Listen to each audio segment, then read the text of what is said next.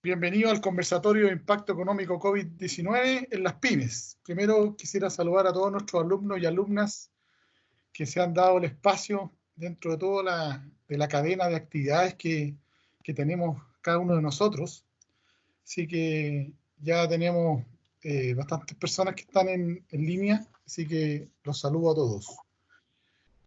Y también saludar a nuestros invitados especiales que se han dado dentro de su agenda apretada que tienen como empresario y también como dirigente, especialmente a don Alberto Cuevas, que es vicepresidente de Conupia y empresario gráfico, a don Eduardo Castillo, que es presidente de Contramen, que es transporte menor, y a don Humberto Solares, secretario general de Conupia.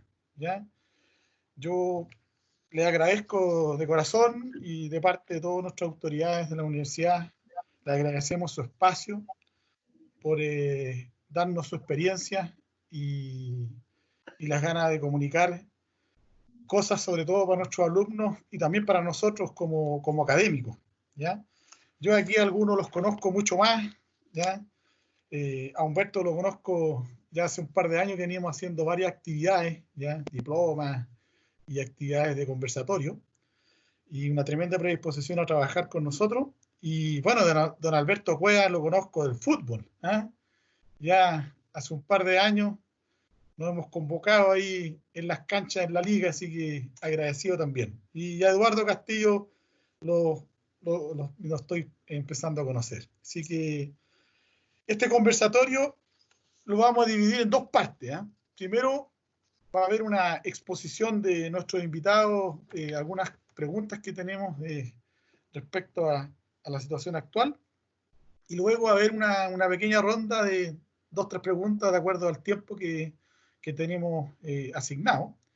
La idea es de aquí a las 11 de la mañana dar término, a menos que se dé un poquito de espacio para, así que eso va a depender realmente de nosotros. Entonces la primera parte de esto es que yo hago una referencia al año 2016, cuando se hizo un levantamiento de la cuarta encuesta longitudinal de empresas. Entonces estuve ahí viendo y menciona que la distribución del nivel de tamaño no ha variado mucho hace un par de años en Chile, siendo las pymes el tipo de empresa predominante en el país, con un 52%, seguido por las microempresas, que son un 44%, 45%, y las grandes empresas, que son un 3%. Según estos datos, ¿no es cierto?, el 98% de las empresas son pymes en Chile y representan el 46% del empleo. Del total de casi 1 millón de empresas que están registradas en el servicio de impuestos internos, ¿no es cierto? Y yo quisiera, dado la relevancia de este sector para el país, quería preguntar, bueno, ¿y cómo le ha ido con este tema de la pandemia? ¿Ya? Vamos a partir primero voy a dar la palabra primero a Alberto, ¿ya? Que nos cuente un poco cómo le ha ido con la pandemia. Bueno, Omar, reiterar los buenos días a los colegas dirigentes gremiales, por supuesto, a los alumnos de la universidad, a la universidad. Recordar que la universidad, a través del profesor Omar y su área de vinculación con el medio, ha desarrollado un trabajo constante y muy importante con respecto a las pymes. No está de más recordar que hace un par de años gratuitamente la universidad entregó capacitación a empresarios pymes, que es una de las áreas en las cuales adolece el empresariado chileno.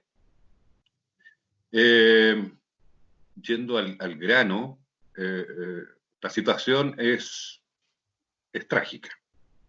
Es trágica para las pymes, es trágica para la sociedad chilena.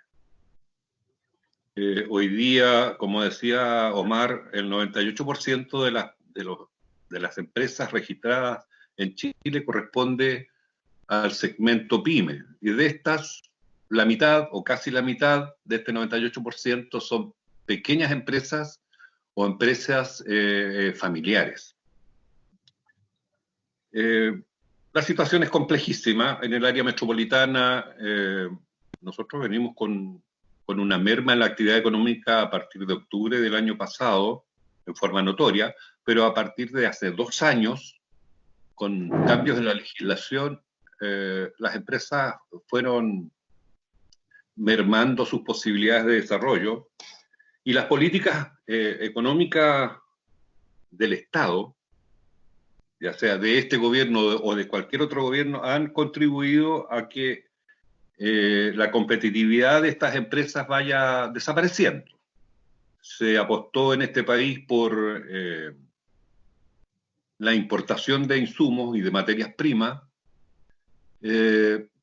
haciendo que el desarrollo de la actividad comercial en el país y sobre todo de la actividad productiva haya ido desapareciendo. Recordaba el dirigente Fantuzzi hace unos días en televisión que el año 90 el sector manufacturero del calzado, por ejemplo, exportaba alrededor de 60 millones de dólares anuales, y hoy día no exporta nada y tampoco importa nada, porque las importaciones se han centralizado en las grandes empresas, que son las que tienen mayor participación en el mercado. Por lo tanto, es una situación caótica. Esto va a influir absolutamente, y ha estado influyendo en la cesantía del país. Nosotros partimos el levantamiento o el estallido social en octubre del año recién pasado, teniendo un 6% de cesantía. Y según cálculos optimistas, digo optimista porque puede ser más, debiéramos estar llegando entre un 18 y un 20% de cesantía a fines del año 2021. Entonces el problema de salud pública que hoy día nos aqueja va a traer un problema de salud social enorme, enorme, porque el hambre es un mal consejero, la cesantía es un muy mal consejero. No queremos ponernos tan pesimistas porque pensamos que los gobiernos en algún minuto, o el Estado, no hablemos de gobierno, el Estado en algún minuto va a tomar decisiones que vayan en el sentido de mitigar un poco los efectos de esta situación. Pero esas resoluciones no se han tomado de la forma correcta. ¿Sí? No, basta solo ver que, según cifras entregadas por el ministro Briones, se han otorgado a través de los préstamos modalidad FOGAPE 928 millones de dólares. Y nosotros las pymes queremos saber dónde están, porque se habla de mucho de que estos recursos han ido a parar a las pymes, pero ¿a cuáles pymes? No tenemos la información exacta.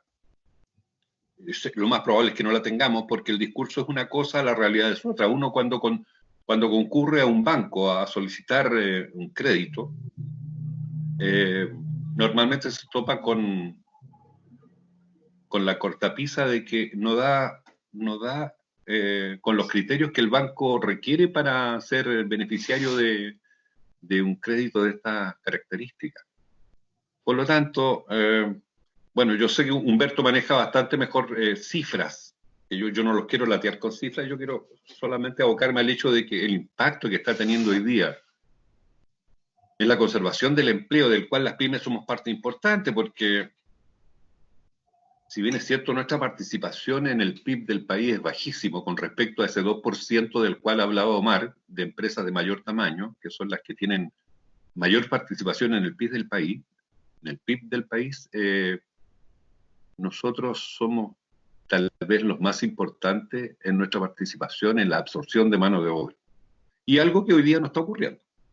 Por lo tanto, la situación de la actividad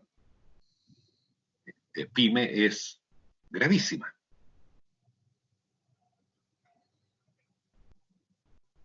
Gracias, Alberto. Vamos a escuchar ahora en esta ocasión a Eduardo Castillo.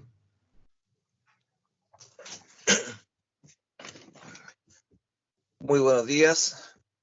Buenos días, Eduardo. Saludar a Omar, que también los venimos recién conociendo.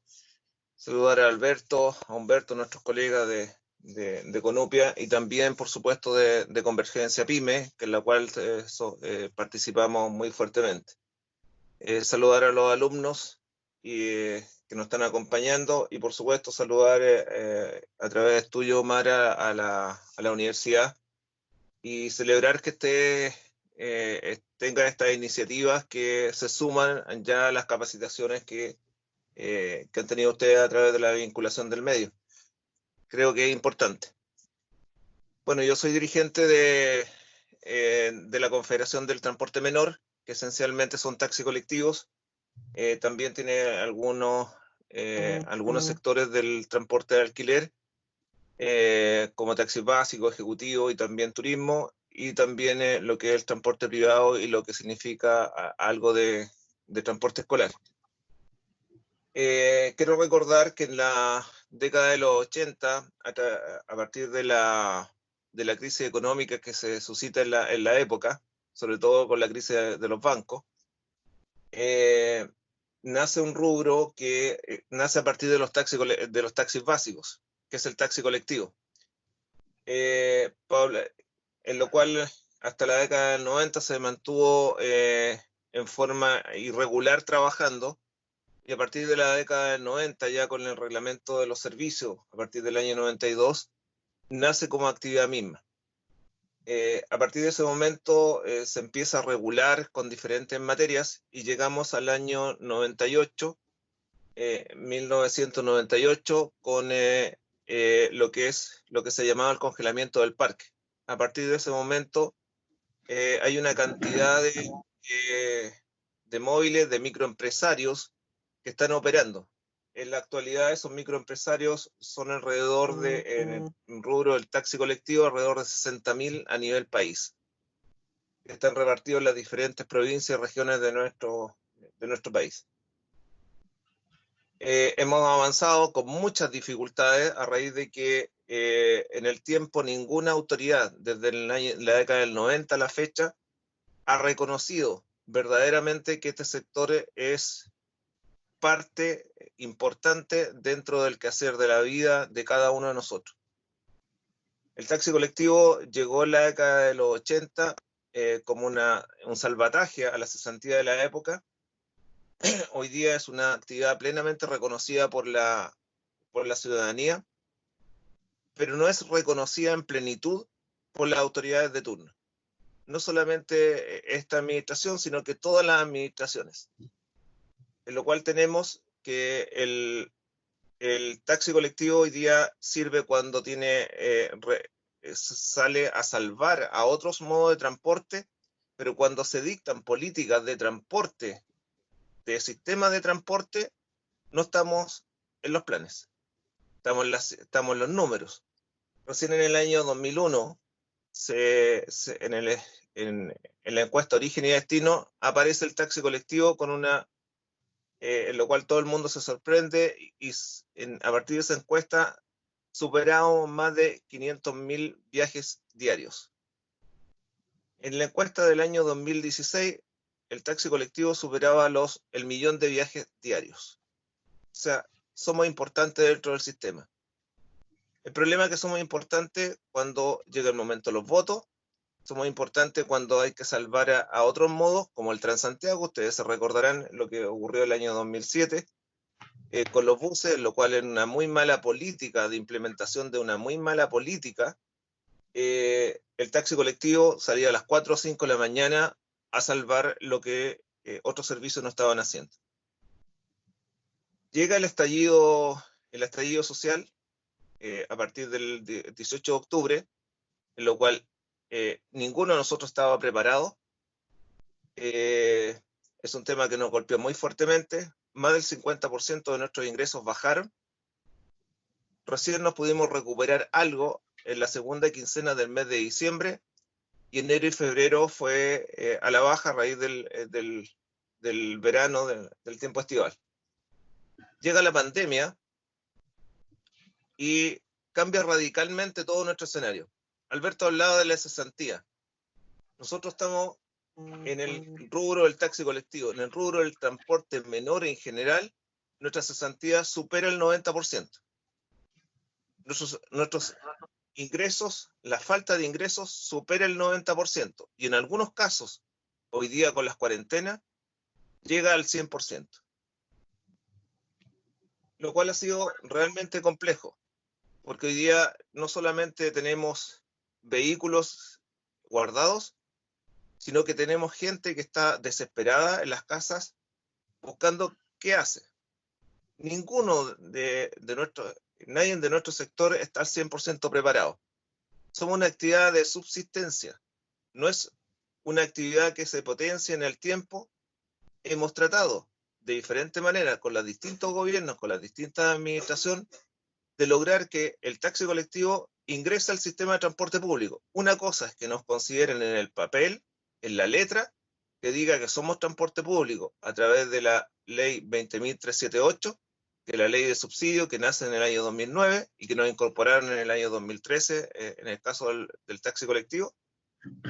Pero otra cosa es que definitivamente en las políticas de transporte, que significa la protección del sector como una actividad esencial dentro de la vida de nuestro país, el quehacer de nuestro país, eso no existe. Entonces la lucha a partir del año 2013 es que queremos ser parte del sistema de transporte público, y eso significa que no solamente tendríamos los recursos necesarios, sino que la protección y el desarrollo de la actividad, y que se potencie verdaderamente a los nuevos tiempos, y no que sigamos siendo una actividad de subsistencia que a la larga siempre va a la baja. El vehículo, es cuestión de tomar una calculadora, el vehículo nos cuesta alrededor de, en promedio, entre 8 y 10 millones de pesos. Si ese mismo vehículo lo vende al mes que lo venda, ya le bajó 1 millón de pesos. Si espera 5 años más, bajó más del 50% el valor del vehículo mismo. En consecuencia, lo único que tiene valor hoy día para nosotros, económico, es el derecho a llave, el derecho a la entrada a la actividad. Y eso significa que en algunas regiones tiene un muy buen precio, y en la región metropolitana tiene un muy mal precio a raíz de que el tema de las aplicaciones tecnológicas nos afectó mucho. La irrupción primero de Uber en el año 2014, 2016, afectó mucho la actividad, o sea, gente que hoy día en cualquier vehículo, sin la seguridad mínima, estaba prestando un servicio de transporte público. Después está el tema aparece Didi, que también es exactamente lo mismo, aparecen después otras aplicaciones, en lo cual no solo el taxi colectivo se afecta, también el taxi básico, que fue el más afectado de todos, y por supuesto, en muchos casos, el transporte escolar, porque cuando la mamá o los papás transportaban a sus niños en un vehículo, un furgón, hoy día lo está transportando en un vehículo particular, que muchas veces, según ellos, les sale más barato, pero es inseguro. Hoy día estamos realmente complicados, hemos hecho todo lo humanamente posible, hemos hecho todas las gestiones necesarias a nivel de sector que nos permitan cambiar esta realidad. Las cuarentenas nos juegan una mala pasada en el caso nuestro, porque hay acciones que no podemos realizar a raíz de la emergencia sanitaria, que debemos cuidarnos. Ya en nuestro sector, en la comuna de Colina, tenemos el primer muerto de coronavirus. Hoy día, en Arica, tenemos el primer dirigente de taxi colectivo infectado de coronavirus. Pero no tenemos protocolo, el protocolo lo tenemos que hacer nosotros, tenemos que salvar. Aquí la colaboración que hemos tenido de la autoridad es cero. En cuanto al tema de la sanitización, en cuanto al tema de los protocolos, en cuanto al tema de los apoyos económicos que necesita el sector. ¿Qué es lo que estamos discutiendo? Hoy día los bonos que han aparecido, todo lo que se ha discutido en el Parlamento, este sector mayoritariamente no ingresa. el solo hecho de tener ingresos a través de su vehículo, aunque sean 1.000 pesos, esos ingresos los afectan para obtener una ayuda del Estado. Los afectan directamente. No entramos dentro del 60% mal llamado más vulnerable. Lo único que decimos nosotros es que el rescate de la actividad tiene que ser por dos vías. La primera de las vías es el tema, un subsidio o bono por 3 o 4 meses, equivalente al sueldo mínimo que hoy día está estipulado, vía la ley 20.378, que es la ley de subsidio, y también lo que es dentro de la misma ley, lo que es el FAR, que es o la ley espejo. Eso es una de las medidas, y lo otro que tiene que ver, que seguramente lo van a tocar, que tiene que ver con el tema del fondo, los fondos de fomento, que hoy día debiera ser Coteo, Corfo también impulsar, que Convergencia Pyme junto con Conupia están desarrollando con mucha fuerza y que esperamos tener resultados en el corto plazo. No lo hemos pasado bien, estamos bastante complicados, esperamos tener algunos resultados en las próximas semanas, pero este sector ha sido uno de los sectores más complicados dentro del sistema. El transporte escolar hoy día lleva 8 meses sin recibir ningún recurso. El taxi básico hoy día está tratando de ayudarse en algunos sectores, pero la erupción de lo que es el servicio de las aplicaciones lo ha afectado mucho. Y en materia de taxi colectivo, las líneas de taxi colectivo están más de un 90% hoy día sin ingresos y sin poder trabajar. Eso por el momento. Yo creo que nuestra actividad ha estado seriamente afectada. Estamos haciendo algunas intervenciones que esperamos que la universidad también nos colabore en eso. Gracias, Eduardo, por tus palabras. Y bueno, don Humberto, ¿qué opina usted? ¿Cómo le ha ido con la pandemia? ¿Ah? Que está ahí esperando, ansioso, parece, entrar a la cancha. ¿Ah? Le doy ahí el espacio. ¿Ah? Bueno, muchas gracias, Omar. Me uno a los comentarios de los colegas con respecto al papel que ha jugado la Universidad Central y profesores dentro de los cuales tú participaste en una cosa inédita que nunca se había hecho por una universidad, que era crear una suerte no de diplomado, sino que de diploma, con una participación de estudiantes que se preparaban para ser dirigentes de gremios como el nuestro. Ese trabajo en el medio de la universidad debiéramos replicarlo de alguna manera, seguir con estas iniciativas que sin duda también son parte de las deficiencias que hoy día y debilidades que tenemos. El tema que nos convoca es cómo nos ha hoy en día esta pandemia tocado a este sector. Yo creo que es importante dejar la primera cosa en la mesa de que la explosión social o de alguna manera la ciudadanía, cuando hizo ver todos los problemas que la sociedad tenía en octubre, cuando se hablaron de los problemas de la educación, de la salud, de la previsión, también quedó al desnudo los problemas de las empresas de menor tamaño en este país. Tú has dado cifras que son significativas para cualquier economía en cualquier parte del mundo y también en Chile. Sin embargo, este sector arrastra, no solamente del 90, sino que en la década de los 80, las mismas desigualdades que se han visto en la previsión, en la salud y en otros campos. Yo quiero dar algunos ejemplos que tienen que ver con nuestro sector. Y esto lo hago con una mirada de país que siempre ha tenido nuestro gremio, la Conupia, y que hoy día comparte con la Convergencia, que es una organización unitaria donde como su nombre lo indica, han convergido organizaciones como ASEMA, que son han sido los exportadores de este país, están los sectores que en la salud entregan abastecimiento, están sectores como el que señalaba Castillo, de su gremio, de la agricultura familiar, de las farmacias que no están unidas a las grandes cadenas de este país. Está también participando la Confederación Nacional de Cooperativas y está, por supuesto, la CONUPIA, que ha hecho esta convocatoria. Esto es relevante porque frente a los problemas, lo primero que se exige de las organizaciones es tener criterios comunes. Pero examinemos la realidad que teníamos hasta antes de octubre incluso.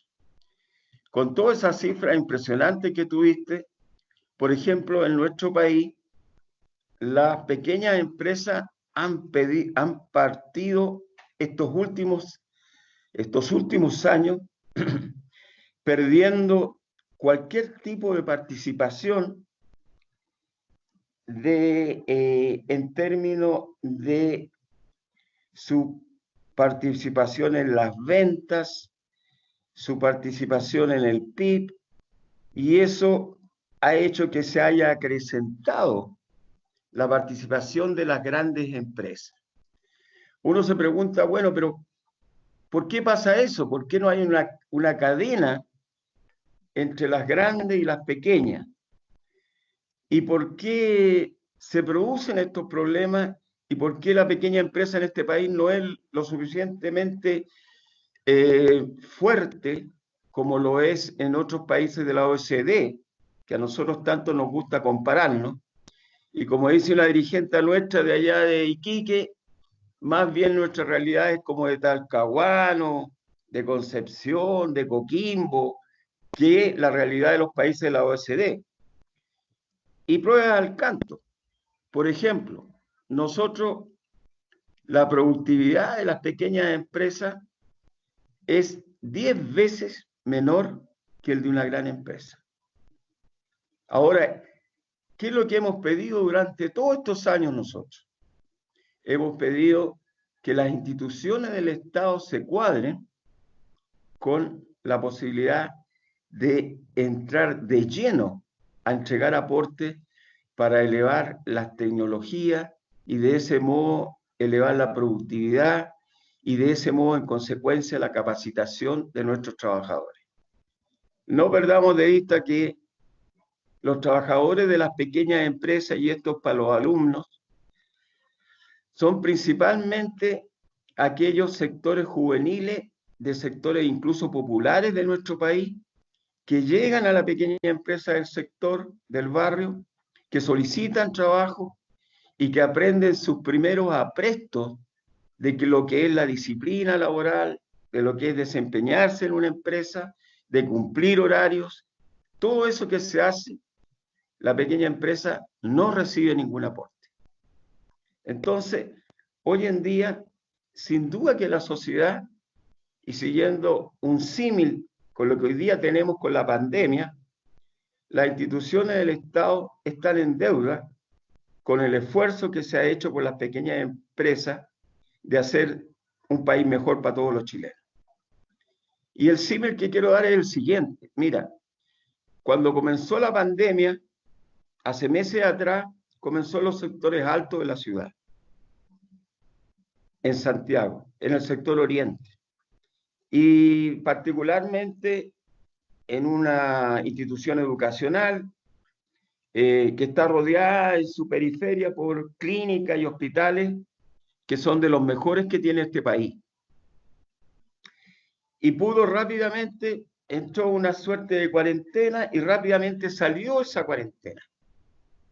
Y las estadísticas mostraban que la cantidad de contagios no era tan grande, que la cantidad de muertes no eran tan grandes, pero cuando eso se traslada al sector poniente de Santiago o a sectores populares, resulta de que los infectados son muchísimo más, pasamos de 500 a 2.600, 2.500, pasábamos de 2 o 3 muertes al día a 10 o 12. Y lo mismo ocurre con la pequeña empresa.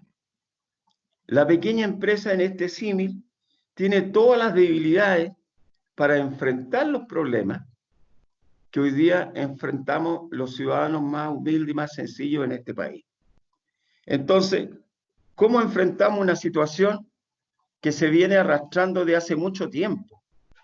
¿Cómo es posible que una pequeña empresa espere años o muchos meses para que una institución del Estado le pague una factura? ¿Cómo es posible que esa situación, incluso el Estado, por ejemplo, los proveedores de la salud, que entregan una serie de cuestiones importantes o servicios en hospitales, esperan meses para que les paguen? Entonces se produce una cuestión que es muy sencilla.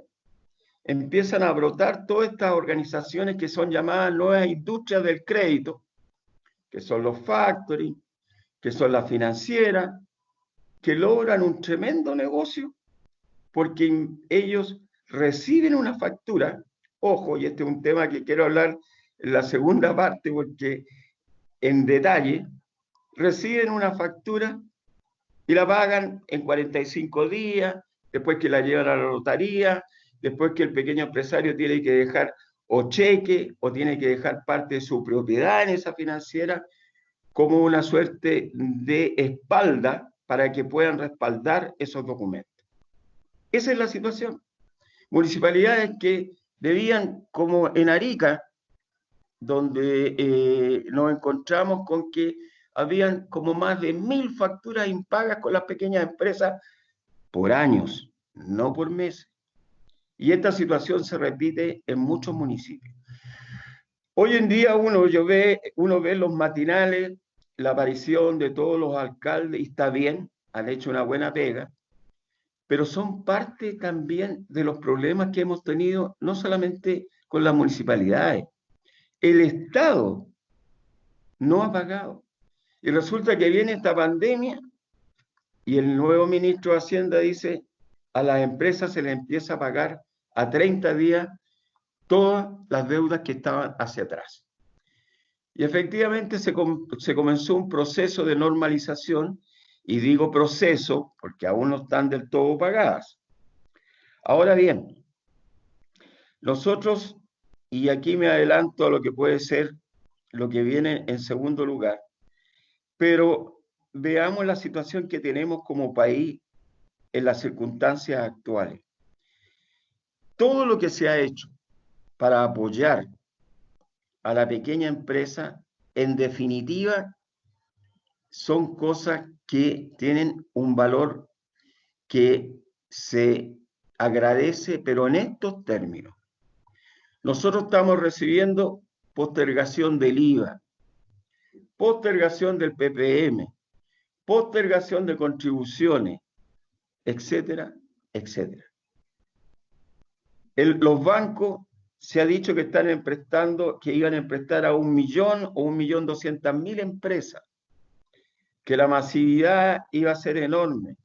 Se aumentaron los caudales del FOGAPE y resulta de que las cifras indican hoy en día que no solamente son trámites engorrosos, sino que además lo que se están llevando, la parte del león, son justamente aquellas grandes empresas que tienen mucho más espaldas para resistir hoy día, que son como los sectores altos de la ciudad, que tienen al lado las clínicas, que pueden resolver sus problemas de la pandemia de mejor forma. Nosotros somos los que estamos en el sector poniente de la ciudad, que tenemos más debilidades. Pero ¿qué es lo que estamos logrando? Y logrando entre comillas, aquí lo decían los colegas, una cosa engorrosa como en los bancos. Y lo dicen incluso diputados y parlamentarios como el señor Eguiguren, que es un parlamentario oficialista, donde él hace presente que es una vergüenza cómo se están entregando los préstamos a la pequeña empresa y las posibilidades que hay.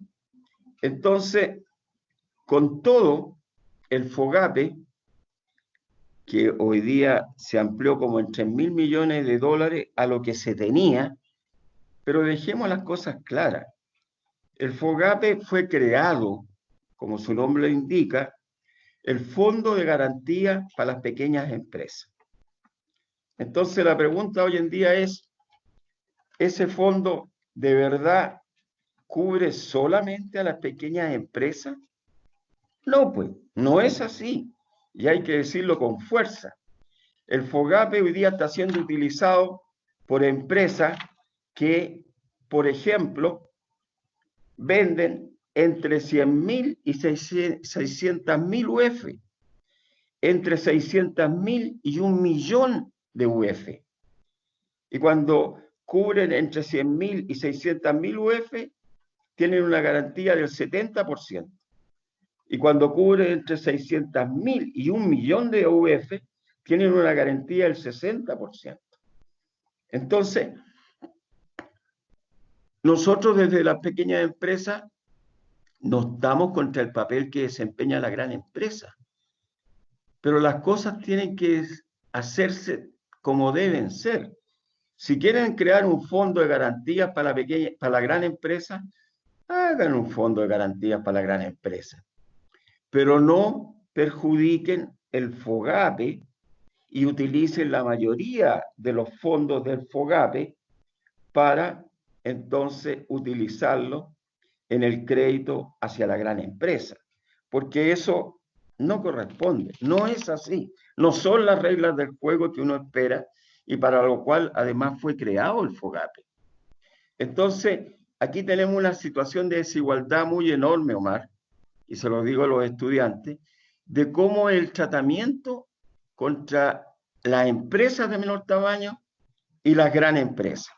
Y esa situación no puede seguir, porque en definitiva, este país, cuando superemos la pandemia y la incertidumbre que estamos viviendo, tiene que recuperarse sanamente y emprender futuro de buena manera. Entonces, este es el momento.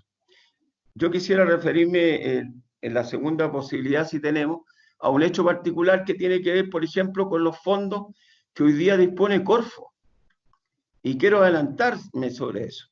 Resulta que Corfo hoy día tiene más de 2.000 millones de dólares para ir o ayudar al proceso de apoyo a todas las empresas y a las empresas en particular de menor tamaño, porque se han levantado voces, incluso de algunos sectores gremiales que dicen representar a las pequeñas empresas, que debiera pasarse esos fondos a entidades como financieras o factoring.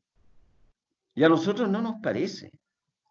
La Corporación de Fomento de la Producción fue creada para el fomento productivo, fue creada para lograr un apoyo a un destino distinto del país que hoy día, con todas las economías de escala que existen y a partir de esta manufactura enorme que hace China, los productos, como aquí se ha dicho, los productos nacionales prácticamente han desaparecido.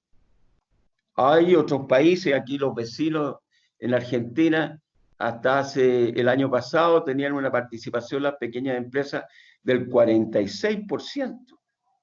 Hoy día también con políticas distintas, incluso del anterior gobierno, eso se ha ido bajando. Pero eso afecta, pues afecta en términos del país a lo que es el empleo. Y las grandes empresas hoy en día dan menos empleo que las pequeñas empresas. Entonces, siguiendo ese hilo, yo quiero decir lo siguiente. Mira, Corfo no puede hoy día estar pensando en pasar y trasladar todos esos fondos a este tipo de instituciones. Porque este tipo de instituciones, en el tratamiento que han tenido con las pequeñas empresas, no han sido de las mejores relaciones. No nos olvidemos que los factoring son un producto, justamente de lo que hablábamos anteriormente, que a las pequeñas empresas no se les pagaba a tiempo, ¿ya? Entonces, ¿para qué utilizar fondos del Estado y fondos que son de instituciones que se debieran estar preocupadas del fomento productivo para que vayan a hacer un financiamiento de aquellas empresas que, como el factoring, que cuando un pequeño empresario no le pagaban a tiempo, llevaba su factura y le cobraban entre un 3 o un 3,5 o un 4%, más los gastos notariales, más las garantías que tenía que dejar. ¿Quién nos dice a nosotros que hoy día, si todavía no se tiene el reglamento, qué intereses van a aplicar estos factoring? Por último, son organizaciones financieras que no están del todo reguladas. Entonces, es fácil hacer negocio cuando el Estado, a través de estos fondos que se está viendo la AFP o de inversores privados, no pone ciertas normas, porque nosotros estamos, el Estado que somos todos, estamos garantizando esos préstamos. Es decir, pucha, qué buen negocio que yo ponga un factoring, ¿ya? Llame a gente que invierta en mi factoring para prestar plata que está garantizada, pues.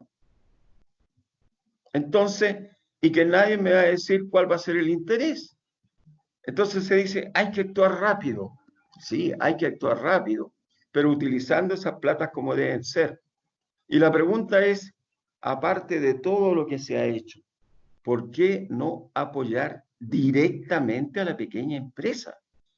Si nosotros por años hemos dado el apresto laboral, las capacitaciones a toda esa gente joven que llega a una pequeña empresa, hoy día el momento debiera ser de que el Estado pusiera plata en forma directa para lograr que las pequeñas empresas puedan producir y mantengan esa mano de obra con un subsidio del 30, el 40 o el 50% de sus sueldos. ¿Por qué no hacerlo de manera directa? ¿Por qué tenemos que nosotros que estar solamente siendo postergados en nuestros pagos, recibiendo, hoy día se habla de 24.000 millones de dólares que se van a prestar y que nadie sabe si cierta si se va a poder cumplir o no se va a poder cumplir con esa meta? Entonces, son muchos los problemas que hemos enfrentado con esta pandemia, son muchos los problemas que han quedado al desnudo, así como van a quedar al desnudo, desgraciadamente, los problemas que tenemos como sociedad para enfrentar esta pandemia de salud que hoy día tenemos. Gracias, Humberto. No, bueno, nos quedan un par de minutos. Cuando diseñamos esto, en realidad, alguien me dijo por ahí que iba a faltar tiempo. En realidad, hay mucho, se comprende todo el tema del ahogo que hay y de las desigualdades que pueden existir. Que me gustó esa analogía que hablaste de la pandemia al sector oriente con el poniente. Pero por eso les voy a pedir ahora que cerremos un poco estos par de minutos que nos quedan, un poco lo que Humberto abrió. Y yo me quise referir a la OSD en su informe del 2019, de América Latina y el Caribe, de políticas para pymes, que sean más competitivas. En esa menciona de que la agenda está estructurada en Chile en torno a 7 ejes fundamentales que cubren la infraestructura, la política comercial y acceso al mercado, servicios públicos y desarrollo institucional. Pero hay 2 ejes que cubren específicamente el desarrollo de las pymes, que es el eje 3, que es el financiamiento y apoyo a la gestión de las pymes, que Humberto se estuvo refiriendo ya, y el eje 4 es el impulso al emprendimiento y la innovación. Obviamente que esta agenda tiene otras 47 acciones más estructuradas, pero que yo quisiera dar este par de minutos nos queda sobre que Humberto de alguna manera ya se metió en ese camino, ¿ya? Entonces, quedemos y redondeemos la idea respecto a los programas de gobierno que ha ido y está implementando el gobierno, en el fondo. No sé si Alberto o Eduardo puede partir para dar este cierre que en este par de minutos, uno por cada uno. Alberto, ¿quieres partir Don ahora? Don Alberto. Ya, don Alberto. Sobre los programas del gobierno que está implementando hoy día, que Humberto ya se tiró a la piscina solo, ya sí, libre. Absolutamente. Tú sabes que él está acostumbrado a eso, porque él es un muy buen nadador. Que vamos cerrando un poco la idea. Ya quisiéramos tener esa capacidad. Mira, yo dejó entrever Humberto por ahí las formas en que el Estado tiene de operar. O sea, nosotros encontramos que es increíblemente impráctico que los fondos que son de todos los chilenos, o sea, las platas del Estado, necesariamente tengan que pasar por un negocio privado, que es la banca. O sea, bancarizar esos préstamos cuando esa plata debiera ir directamente a las pymes, y el Estado lisa y llanamente debiera hacer la pérdida por un par de años de esos recursos, pero ahorrarnos los gastos de operaciones, por ejemplo, que son un porcentaje altísimo. Cuando se planteó estos nuevos recursos para el FOGAPE, se dijeron que iban a llegar a las pymes con una tasa cero, o prácticamente cero.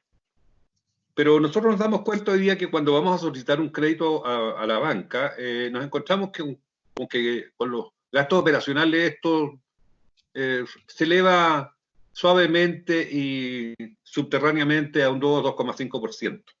Entonces, es un negocio con la plata de todos los chilenos, es un negocio para los privados, es un negocio para la banca.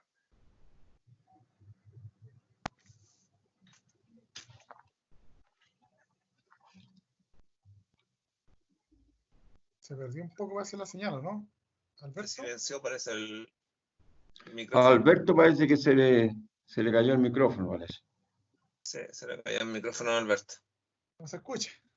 Alberto. Y ahí sí. Ahora sí.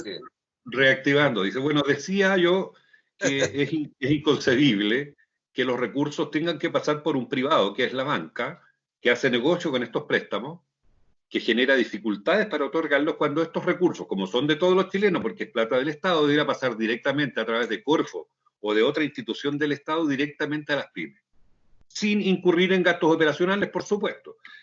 Y el Estado debiera hacer la pérdida durante estos 2 años que dure el proceso de normalización, hacer la pérdida de estos créditos con el compromiso, obviamente, o los mecanismos necesarios para que las pymes lo devuelvan en las mismas condiciones que se supone que se tienen que devolver estos otros préstamos, con 6 meses de gracia, con plazos largos, porque se trata de mantener la actividad y de reactivar la actividad también, una actividad que venía absolutamente depreciada en los 2 últimos años, los 3 últimos años. Encontramos, yo por eso hice alusión a que Humberto diera la cifra, porque las cifras que manejamos nosotros, si bien son engorrosas, son importantes, que indican cuál es la realidad que pisamos hoy día. Fíjate que sin ir más lejos, cuando hizo mención al tema de que el Estado impaga sus deudas con el sector privado, con el sector específico de las pymes proveedoras del Estado por 1 año o 2 años, resulta que hace 1 año y medio atrás, cuando se discutió la ley del pronto pago, que era una gran solución para las pymes, supuestamente, se dejó incluido un artículo que decía que permitía la negociación entre las partes. Eso era una trampa implícita a la ley, porque cuando tú negocias con un gran comprador no tienes ninguna posibilidad de imponer condiciones. Las condiciones las pone el gran comprador. Bueno, en enero de este año, sin ir más lejos, bueno, en esa misma Comisión de Hacienda se le solicitó al Servicio de Impuestos Internos que hiciera un estudio para ver la factibilidad de pagar efectivamente a 30 días. Pero se le dijo, tiene 1 año de plazo para hacer ese estudio. En enero de este año nos citaron a una reunión y presentó un esbozo de proyecto el director del Servicio de Impuestos Barraza, y obviamente eso no se ha implementado. Decía que en letras mayores, letras gruesas, que se iba a hacer un registro que la empresa que no pagaba las facturas en el plazo de 30 días no podía hacer uso del crédito fiscal. Resulta que las grandes empresas funcionan con el crédito fiscal, hacen un negocio financiero. Ese crédito fiscal lo pagamos las pequeñas empresas porque cuando emitimos una factura, si bien es cierto, tenemos un plazo hasta de 60 días para pagar ese IVA, el Servicio de Impuesto Interno inmediatamente te emite un giro, por lo tanto, a ti significa que te han hecho un préstamo. Ellos aducen de que lo más probable es que las pequeñas empresas hayan cobrado esa factura y están trabajando con ese dinero. Lo que no es cierto, porque ellos saben que el Estado no ha pagado. Entonces, esa disimilitud que existe para el tratamiento de la pequeña empresa es la que nos tiene, si no bien molesto, nos tiene ahogados. Y yo no quiero quedarme con todo el tiempo porque sé que queda muy poco tiempo, así que le doy la palabra a quien la quiera tomar. Gracias, Alberto. Hay harto que hablar. Después vamos a hablar en el cierre. Eduardo, ahí para que cierren estos minutos que nos quedan en esta parte. Para que Humberto cierre. Gracias.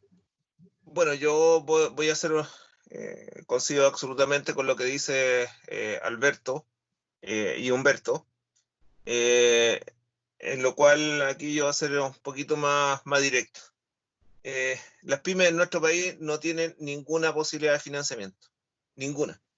O sea, lo que existe hoy día es simplemente un símil, algo que han dejado la gran empresa hacia las pymes y que no la usaron y que hoy día en el fondo lo único que está ocurriendo de que las pymes se vean cada vez más perjudicadas. Es cuestión de dar ejemplo de lo que está pasando hoy día con Banco Estado. Banco Estado, lo que se ha dicho por televisión de las medidas que tenían que implementar para las MIPYMES, hoy día la gran empresa la sigue utilizando. Y en el sector nuestro no hay nada. Y nos dicen, nos dan un plazo de 15 días para solucionar el problema. Tengo casos en particular que llevan más de 20 días esperando una solución y le siguen cayendo las letras, y le siguen poniendo las penas del infierno para poder acceder a un financiamiento. Por otro lado, cuando se habla del tema de los instrumentos de fomento, somos los que nos colocan las mayores trabas para ello. Pero si va la mediana o la gran empresa, va a solicitarlo, las puertas de par en par. Entonces, aquí concretamente no tenemos el apoyo que necesitan, que se dice en el discurso, se escribe en muchos papeles, pero como alguien dice por ahí, coloquialmente, estamos en boca de todos y en tierra de nadie. Todos se acuerdan de nosotros, y en grandes discursos, pero en la práctica no existe el apoyo real.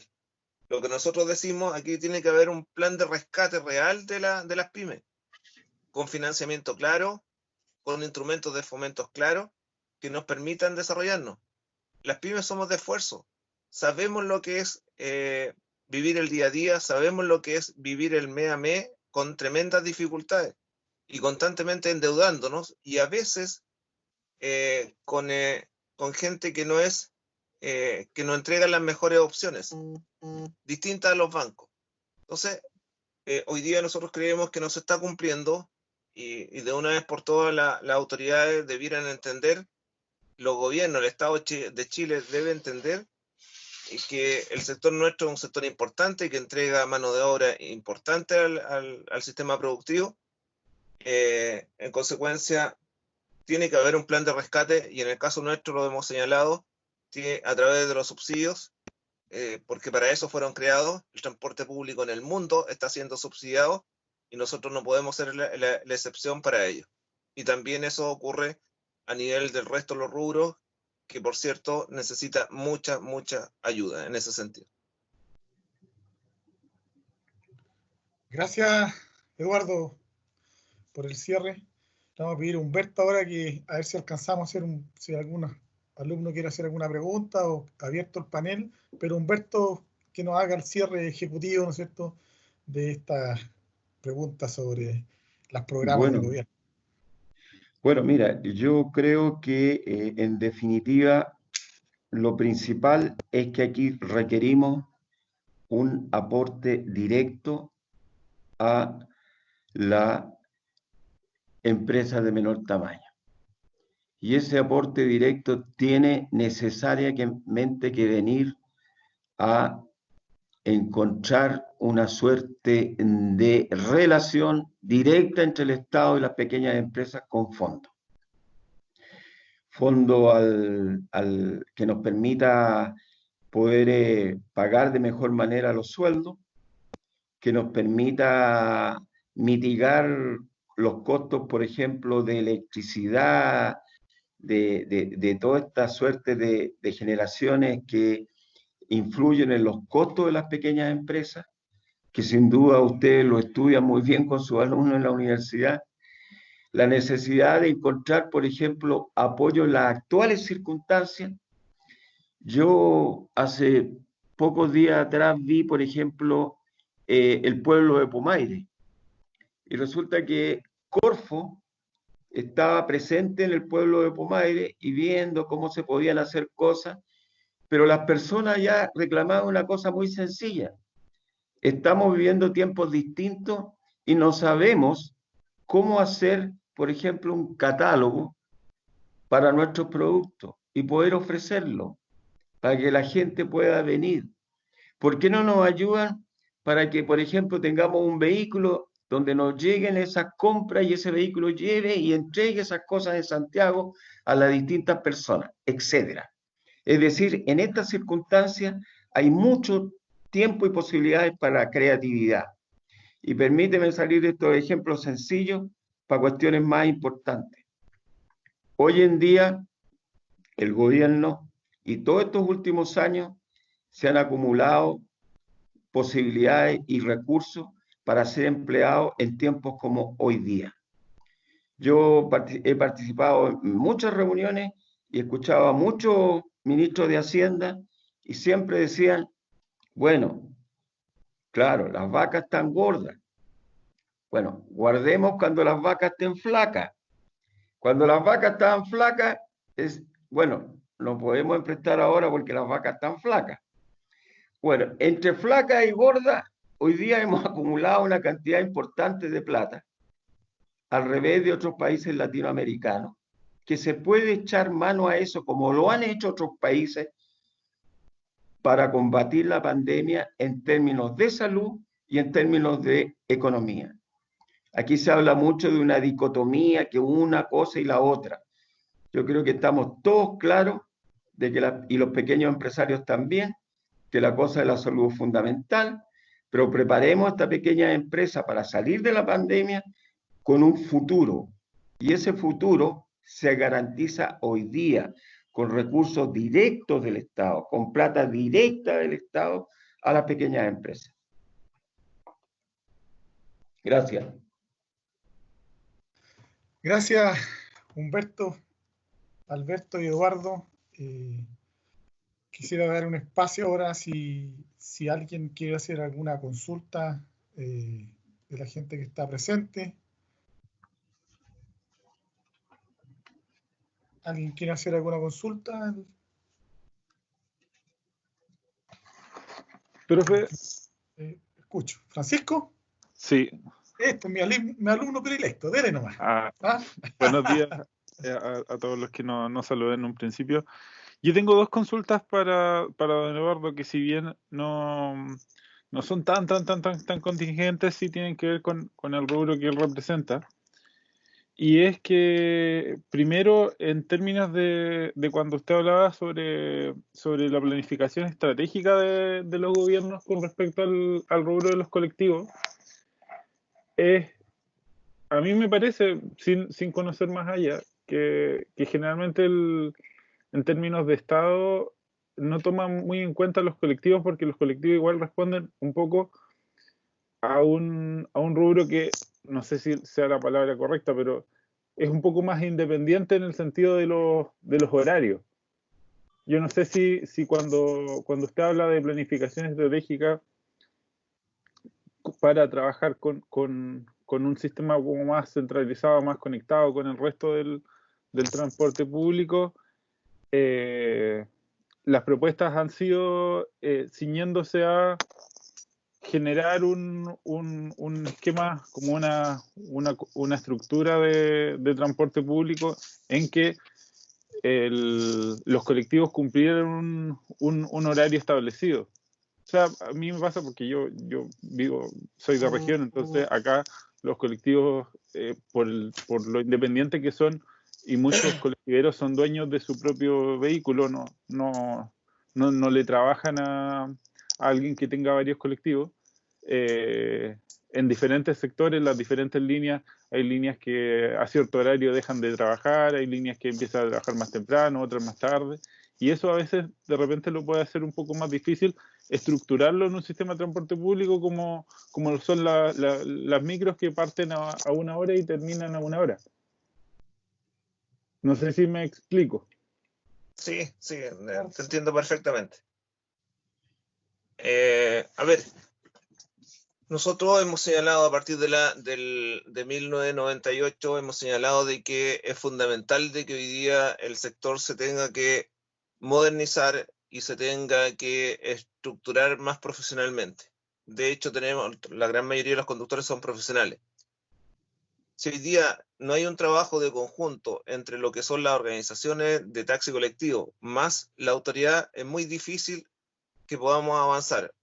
Tenemos la normativa, tenemos la obligación, en muchos casos, de brindar un servicio de transporte público, y tal como tú lo dices, lamentablemente en algunos sectores la responsabilidad que tienen los representantes legales de las organizaciones no se cumple, porque dejan al libre albedrío a la gente actuar.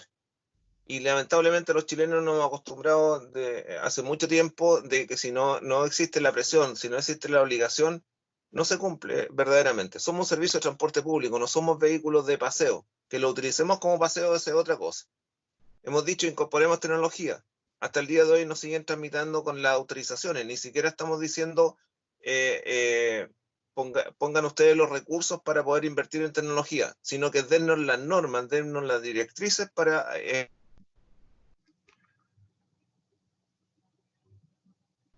efectivamente actuar con la tecnología. Entonces, nosotros somos el centro de nuestro actuar, sea el público usuario. Es él nuestro cliente, él es el que tenemos que proteger. Por lo tanto, no solamente protegemos al operador, sino que también al público usuario. Entendiendo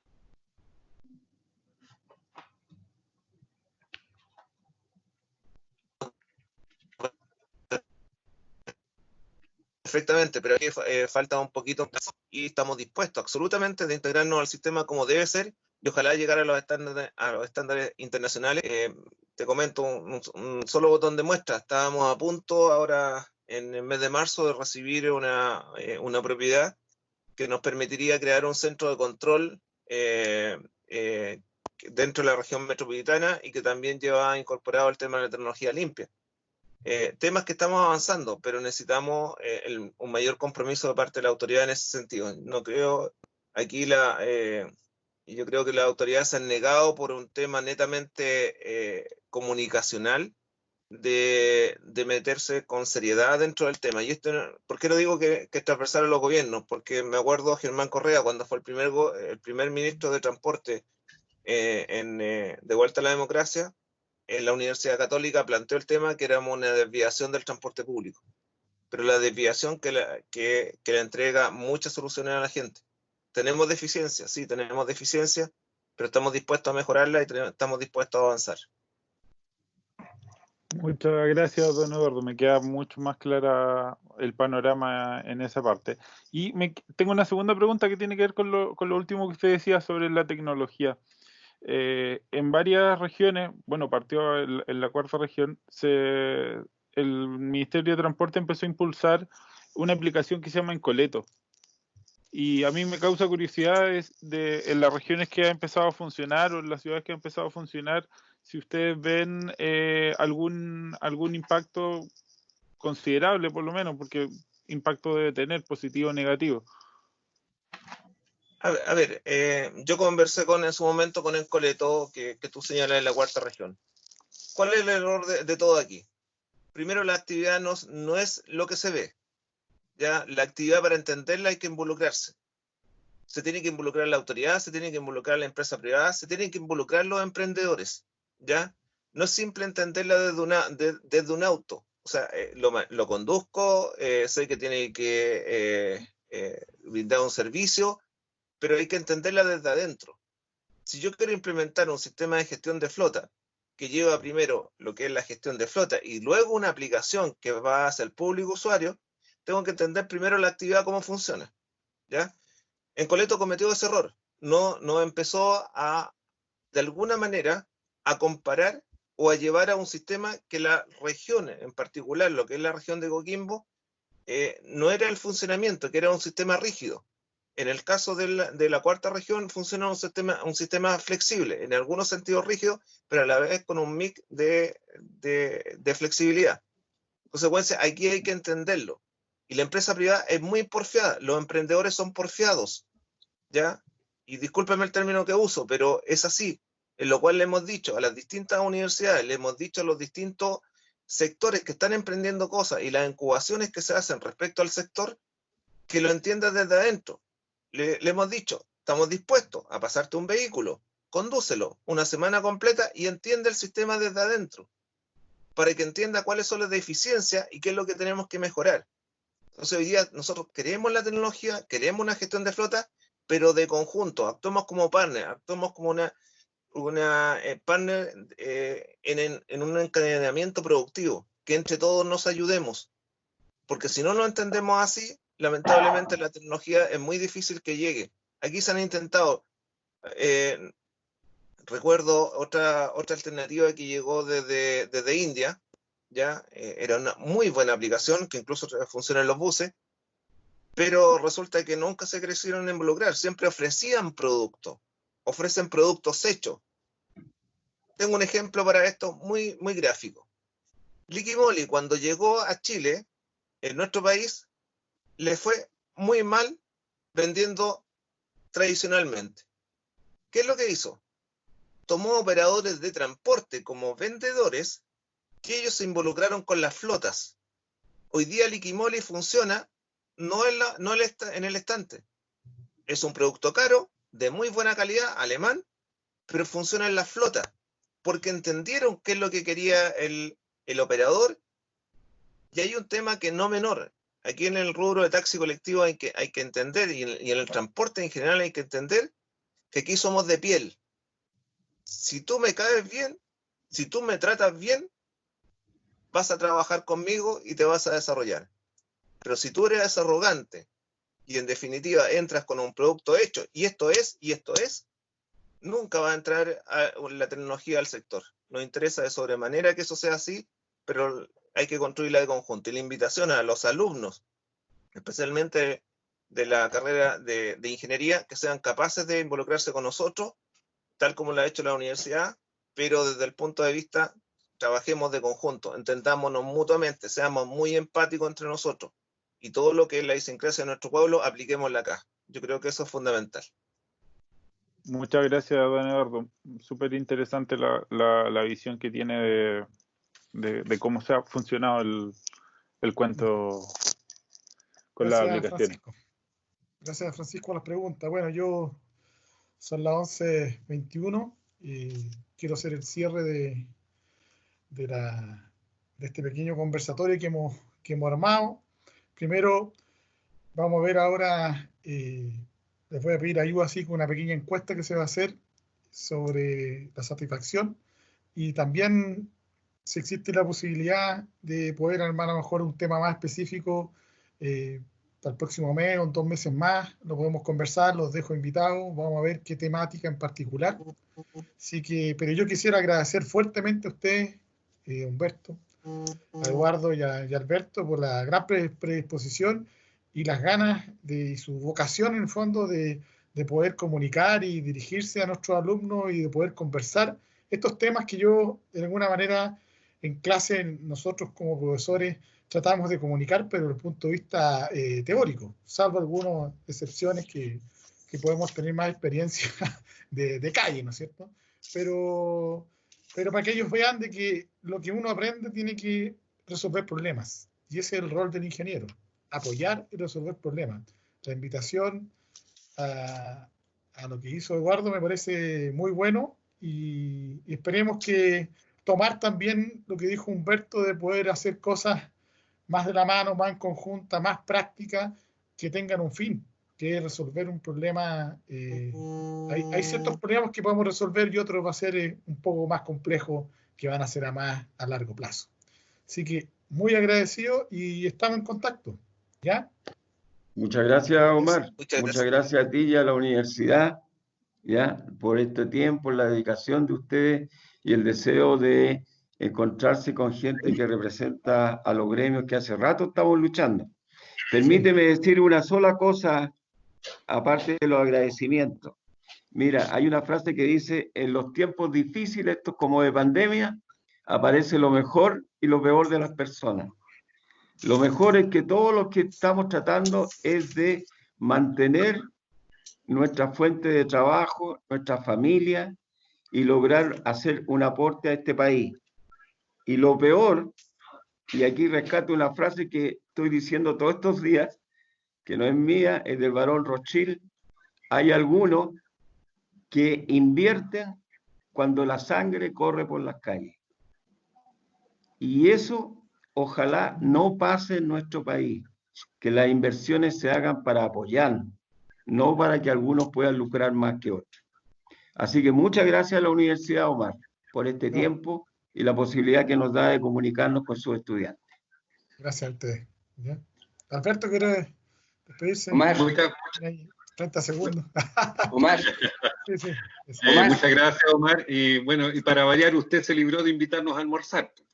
Normalmente, claro, después de estas cosas, el anfitrión invita a almorzar, pero esta vez no ocurrió, para variar en el caso suyo.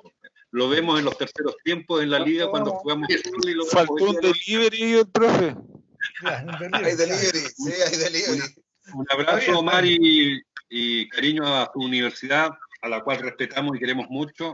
Y a los alumnos, muchas gracias por el interés en participar en las soluciones para vamos a tener un pic de 40 personas, así que estoy... Omar.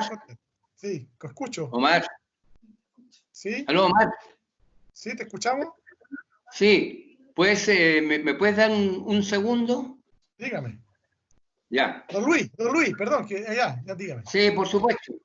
Ya. No, primero que nada, saludar a mis colegas que han participado como panelistas, sin lugar a dudas. Todo lo que se ha dicho de mucho contenido y profundidad.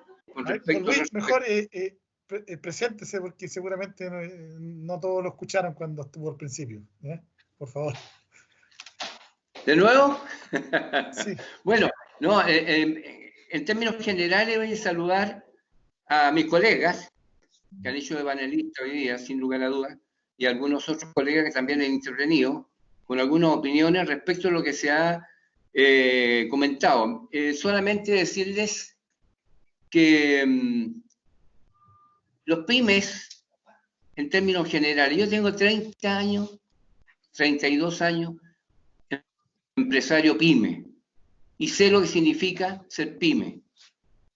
No nos olvidemos que todo lo que se ha dicho es verdad. Somos los que vamos trabajo, somos importantes en el mercado interno, muy importantes. Hay servicios públicos, como lo es Cercote, Corfo, Banco Estado, que no se nombró hoy día. Y eso lo saben mis colegas, que yo lo he dicho mucho en la mesa. No están cumpliendo con los compromisos que fueron creados. Y por eso los pymes somos mal mirados. Nunca hemos tenido un apoyo específico.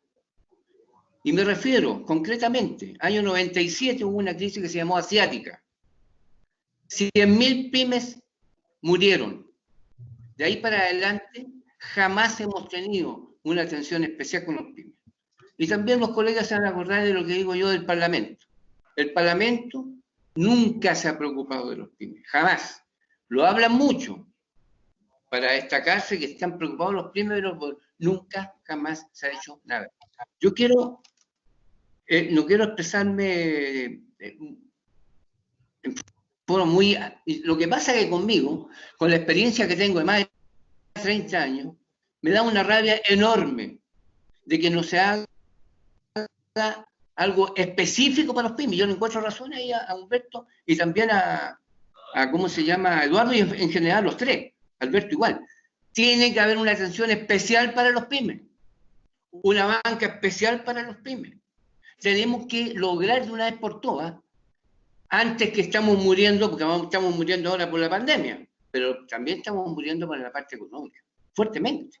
Estamos todos paralizados. No solamente yo, todos mis colegas y todos los pymes de Chile hoy día estamos arruinados. Porque siempre hemos adolecido nosotros, Omar, de capital de trabajo. Pues capital de trabajo se perdió hace muchos años para nosotros. Desde el 97 para adelante, olvídate. Y hemos trabajado con un esfuerzo enorme. Nosotros somos importantes en el mercado. Somos importantes, somos los que generamos más trabajo. En consecuencia, yo creo que debemos, pero tenemos la obligación, como lo he dicho siempre, si estamos realmente representando a los pymes de Chile, debemos hacer prevalecer que nosotros debemos tener una atención especial, específica. No aglomerarlo con ni los grandes y ni los medianos. Nosotros somos micro y pequeños empresarios. Eso quería decir, y además, un mensaje especial a los alumnos por una razón, porque yo estuve en un congreso en Ecuador, en una universidad, y vi el interés que proyectan los chicos que están estudiando en este tema que también se llama empresarial.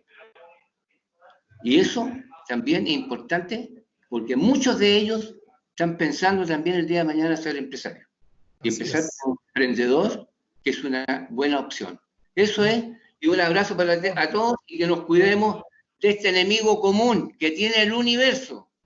Eso. Un Claro, Luis, agradecido por sus palabras y nos vemos en una próxima oportunidad. ¿Ya? Chao, chao. Chao. Que estén bien. Muchas gracias. Muchas gracias.